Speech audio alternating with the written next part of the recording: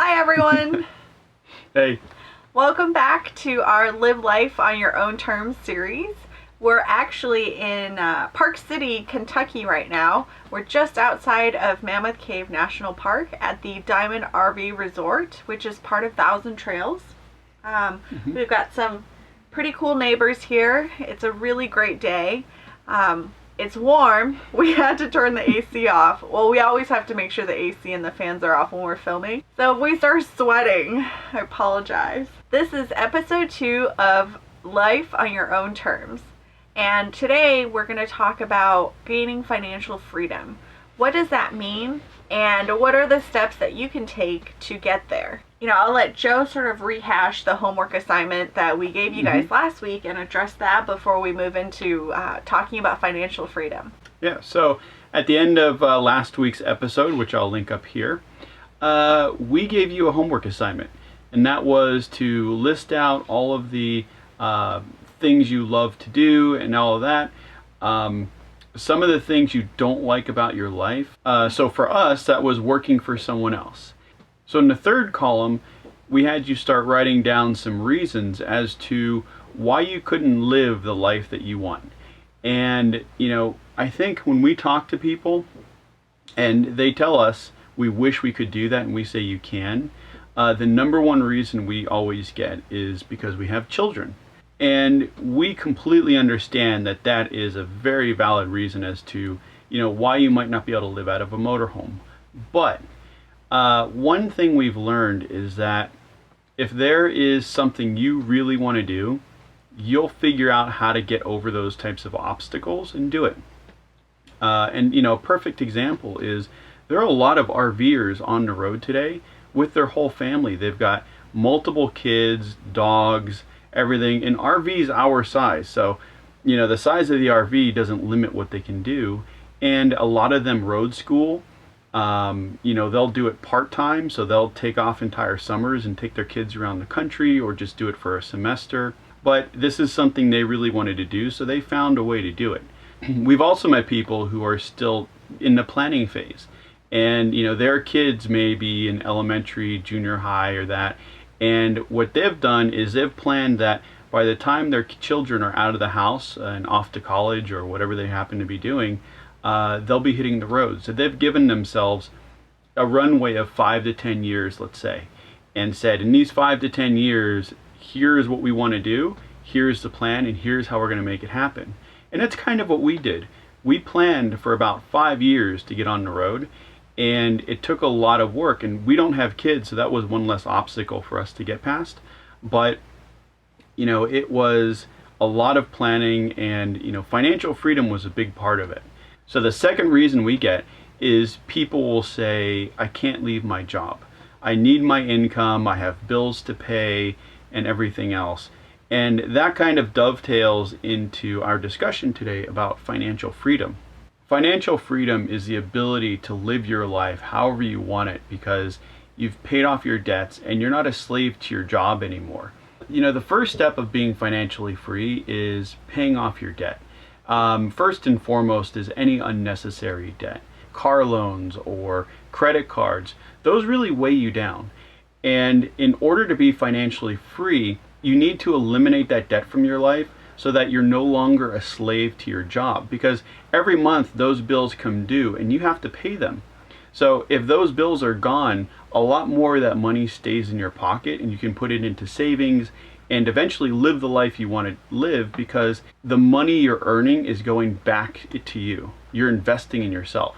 So how do you actually gain financial freedom? I'm going to talk about the steps that we took to get there, and hopefully that will help you be able to reach financial freedom as well. So the very first step and really important step is being able to get a holistic picture of your current financial situation. So what that means is taking out a piece of paper and a pen and writing down all the money that you have coming in. So your job or multiple jobs, any investments that you have, make a list of all of that. Separately, make another list of all the money that's going out. So everything you're spending money on, from gas to groceries to entertainment, travel. I'll link to our latest expenses report, and you can see how we're breaking things down. We kind of bucket certain items, but you need to make sure that you account for every penny that comes in and also every penny that goes out. If you give someone, $10, that needs to get written down somewhere. In another column, write down all the debt you have. If you don't have any debt, that's great. But if you do, make sure to include all your credit card debts, school loans, car loan, mortgage. Then separately, make a list of all the savings that you have. So if you have a 401k, an IRA, maybe a savings account or multiple savings accounts where you're putting money, write that out separately so you have a good idea of what your savings looks like right now. And it's not just savings. Look at any investment accounts you have, money that is put into a company or other things that is somehow going to earn you a return. But it's good to note which of those assets is liquid, meaning you can run to the bank and withdraw it all right away, and which are you not able to touch without penalty until you're retired. Sorry for the background noise. We had to turn on the AC. It's getting really hot in here. It's either the hiss or Leo panting, and I think you guys would all prefer the AC hiss. Now that you have a overview of what your current financial situation is, it's time to really focus on budgeting and saving. In looking at your financial picture, if the money coming in is greater than the money going out, then I would say you're in a pretty good spot, and it's very easy to take that extra money that's coming in and put it all towards your debt and paying that off. However, if you're finding that the money coming in is less than the money going out, then we really need to focus on what that extra money is going to and how to cut that down. So as an example, if at the end of this exercise you realize that your household has $3,000 coming in after taxes, but you're spending $3,500 a month, that means you're spending an extra $500 going into further debt, and we have a big problem. So look at all the money that's going out and figure out what you can eliminate from that. If you're going out after work to happy hour and buying rounds all the time, you need to cut that out. Yeah. And figure out how much that can save you every month to get you closer to being able to spend less every month and have extra money to put towards your debt and paying that off. And being able to itemize every penny that's going out is going to be very beneficial. And be honest, if you have a household of 3 or 2, you have to be really honest with each other about where that money is going. Yeah, and this isn't a one-time thing. You're going to need to come up with your budget, but you're going to have to reconcile that every month.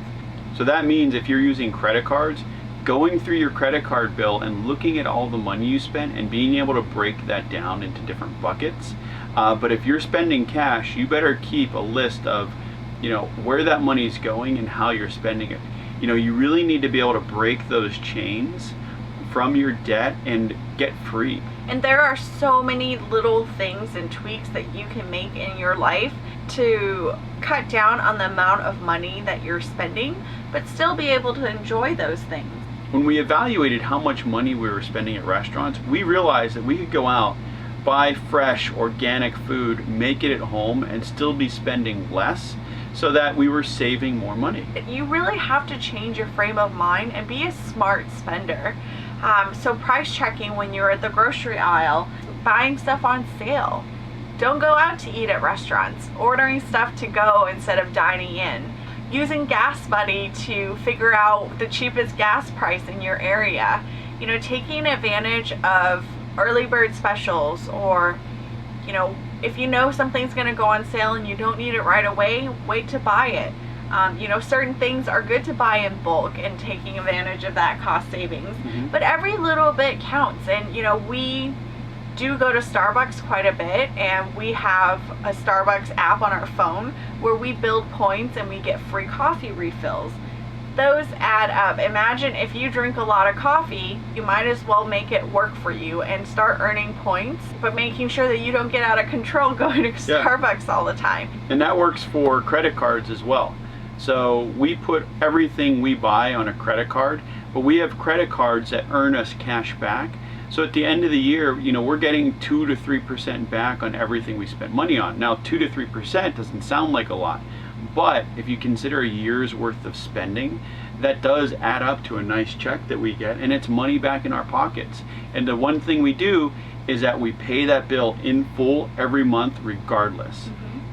We don't overspend, and if we have a big purchase, then we need to take that money out of savings and pay the bill down, so we're not blowing money on that interest payment. So I think the important thing about budgeting is keeping that in mind whenever you're out and you're spending money, is don't forget that you have a budget and you have a goal. And the goal is to pay off all your debt and start putting money aside so that you can gain financial freedom and be able to live the life that you want.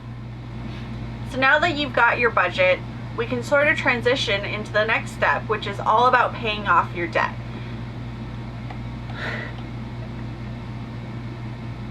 What? Joe's out of coffee. We might have to stop and make him another pot. You should have a pretty good idea of how much money you can save and put towards paying off your debt. And that's what the third step is all about. So the best way we found to pay down your debt is to look at that list and order everything by which one has the highest percentage. I'm assuming that a lot of your credit cards are going to be, 18, 20 some percent, and that's stuff you're paying every month. That money is just vanishing into thin air. So take that payment, and let's say it's $100 a month. Add the $400 you've saved because of your budget. You're now paying $500 a month. And as you make more money or you're able to save more, put that towards your credit card. Start getting that paid down, and once that's paid down, take that $500 and apply it to the next thing. And you'll be surprised at how quickly you can pay this stuff off. And that even includes your mortgage. Once you have this big ball of money rolling down and knocking down all of your debt, you can start applying it to your mortgage as well. And you'll be paying down tons of principal month after month. One example of paying off debt is a student loan that I had. So I actually attended law school for a semester. I decided it wasn't for me, but that semester I ended up with almost $11,000 of student loan debt. I got a job, luckily, after I left law school, and it paid, I think, $34,000 a year. So I was making $34,000 a year. I had an $11,000 student loan. My entire focus was to pay off that student loan, and I was able to do it within 6 months. And it's doable because that was my entire goal. And I was still able to live a good life. Granted, I was living at home, but I knew my goal was to pay off that debt. So I held off on getting an apartment, and then the minute I paid it off, I was able to get an apartment for myself. So it's all about priorities. Yeah, and you also had a car payment at the time. Yeah. You were paying down your car and everything else. Now, all of this advice is coming from actual experience. Before I met Kate, I had credit card debt. And when we met, she was actually considering not dating me because of the debt I had. And I had school loans, I had car payments, I had an apartment. All this money was going out, and together we really figured out, how to pay these things off as quickly as we could. Well, and I think we both had a sort of different mindset, right? I grew up with, you don't spend money that you don't have. That's how I grew up. And never did I ever imagine that I would take out a loan or have credit card debt. Now, going to law school, I saw it as investment, so I took out the student loan with the intention of paying it off once I graduated. Yeah, and I came from a mindset of, hey, I want that new big screen TV, so I'll put it on my credit card and pay it off as I can. Now, for us, credit card debt is almost a 4-letter word. And there are people that if you have a credit card and you can't help but break it out every time and start spending money, and you're not able to track that and pay it off every month, you're the type of person that needs to get rid of any kind of credit card. For us, the credit cards we have, those bills are paid in full every single month without exception. Once you're done paying off all of your debt, it's time to save money. And that's the next step, is to really put all the money that you're putting towards your debt into your savings. And that can mean a variety of things. Looking for possible investments to have passive income, to putting it in a CD, or just in a savings account. but really, doing some research and figuring out how you want to allocate that money into your savings and really investing in yourself. It's easy to say once you're done paying off all your debt to have this extra money left over and start spending it on stuff again. But really focus on putting that money into your savings will help you stay ahead of the game. And one example is when we got done with debt and we were planning this trip, for those 5 years or so, we had a house and we were paying the mortgage down, but we didn't take all of that money and start applying it to our mortgage. We started applying it to our savings because our plan was to work for ourselves and get on the road, and we felt in order to do this we needed as much money saved as possible, and we wanted to have at least a year's emergency fund. So we start planning for that, and when you start saving, come up with a plan as to what you want to do with that money. Is it save it for retirement, or is it save it for some adventure you want to take in 5 years? Really come up with, what am I doing this for, and what am I putting it towards? To be clear, saving money isn't about stashing it away in a mattress for when you're 65, which is totally fine. But it's putting it towards what you want to be able to live the life that you want. Mm-hmm. Now, one thing you'll need to do is to continue to reevaluate your budget as you go. So always take a look at what you're doing and say, does this budget still make sense for me and my family? And a lot of times you'll look at it and say, you know what? I think we can be putting more money towards our mortgage or more money towards our savings. Or we've gotten back into some bad habits and somehow our credit card bills have gone back up. So it's good to go circle back, look at what you're doing, and just reevaluate. The other thing is also reevaluating your budget for what you want your future life to be. For us, when we were working full-time, we had a house, a mortgage, car payments, that sort of thing. We had one budget, but we needed to reevaluate that budget for life on the road because everything was totally different. And when we were doing our planning for our savings, we looked at this monthly budget we planned to have on the road and saved for that. And that became our plan going forward.